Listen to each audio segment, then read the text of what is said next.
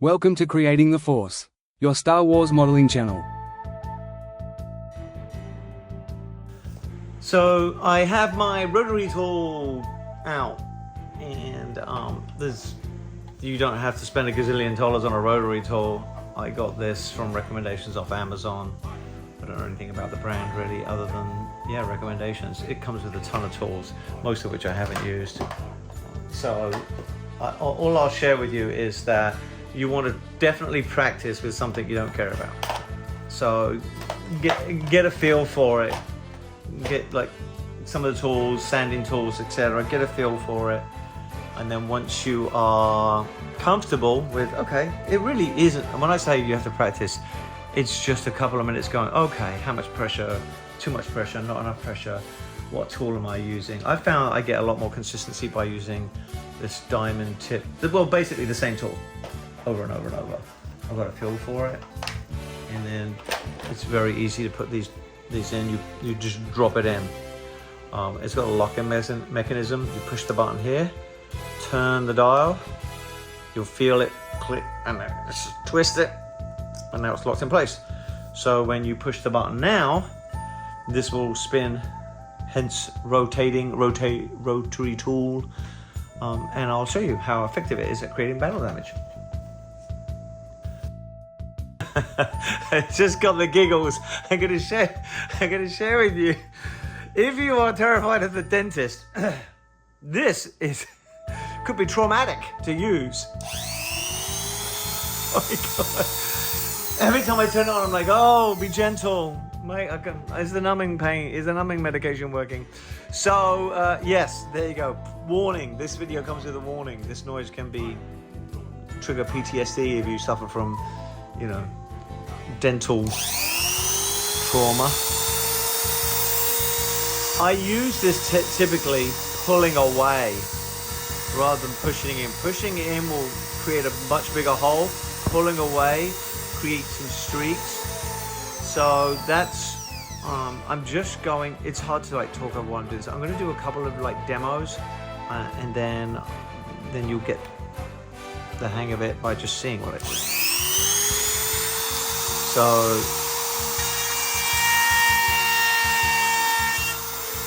that just creates a sort of what happened there?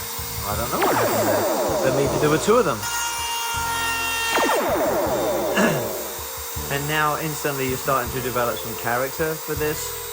I think it makes the most sense as well for it to have a lot of in the front where it's going to be collecting and having things hit it because you're traveling at speed.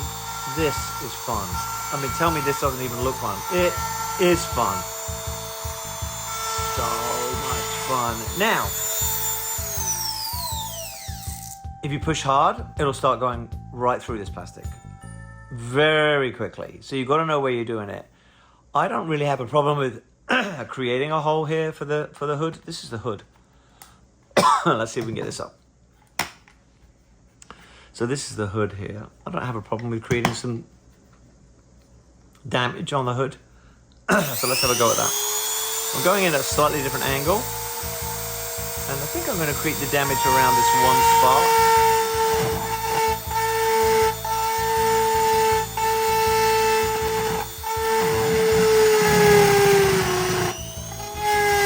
And instantly, there you go. So I've created that damage. It's got a hole. That's kind of cool. I'll just say this, battle damage is what it is. I'm not sure you can go too crazy. I've been watching Endor and I'm like, wait, that thing still flies or that thing still speeds?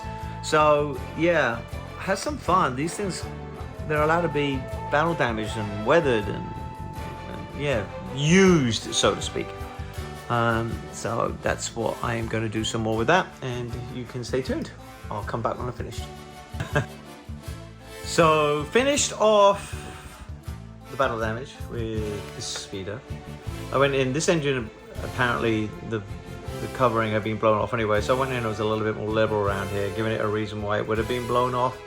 Once I put some rusting in there and some primer in there, you'll see it a little bit more clearly. And then, shots that are being fired. I think that maybe the glass has been replaced on this one. That's my theory why it isn't damaged, whereas with this one I did some shots fired, broken glass, damage, a lot of shots on this one. And then this already had sort of an effect where the engine bay had been blown off, so I went in there and made it a lot more like, so you can see that there. So those are those two. And then finally, and really we're talking about, it didn't take me more than 5 minutes. So I'm going to go in. This is my, like, I think this is the Saga version. I love the fact that these come up because they did in the movie. They don't do that on the Power of the Force version. These two laser cannons here are 3D printed laser cannons that I bought from somebody, and then I painted and weathered.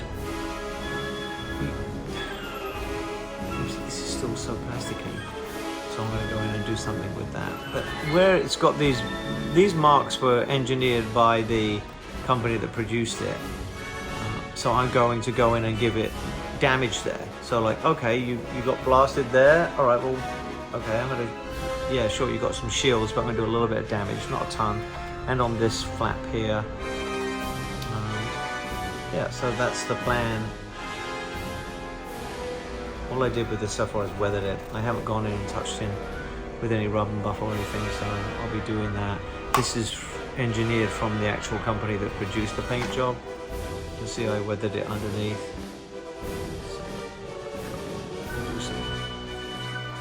Work on this. I had a great day. I really stayed focused, and this looks so good. Wow, and it's so heavy now. So yeah, I showed you a video of that. And then I told you I was going to start weathering these, battle damaging them. And I did that. I added some netting. I did a little bit more battle damage to the engine block over here. Just some overall, like, wow, this thing's been beaten up quite a bit. I did do some touch-ups to my snowspeeder, some rusting. I haven't really focused on that other than the two parts that I did there, which was just the rusting, really. Then I finished this feeder, which I'm really happy with. I did more damage on this one. This one was a little bit more subtle. Almost like they resprayed it recently. Like someone had bought it secondhand and they tried to touch it up. It's all come back. Whereas this one has got a significant more amount of battle damage, rust, etc. And then with these, all I was going, I customed them a bit. So I added this netting over here.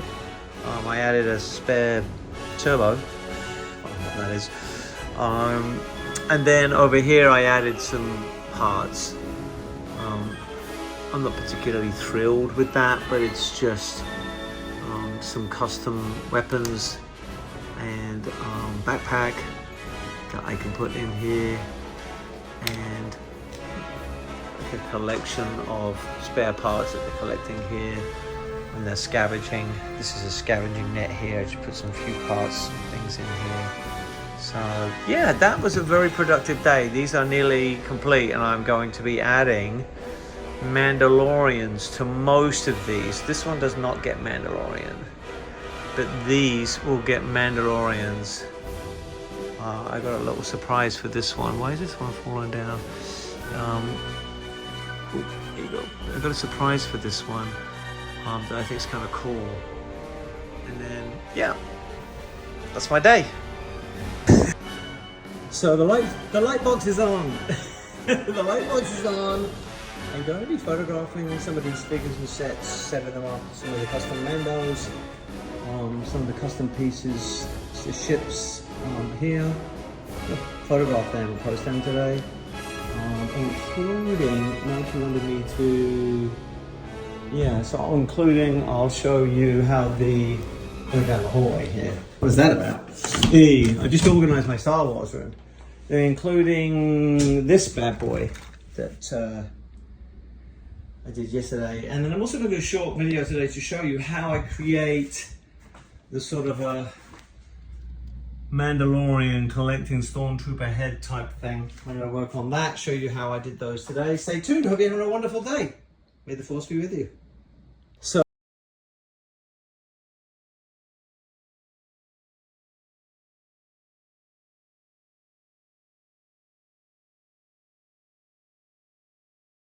we hope you liked this video. If you did, please like and subscribe.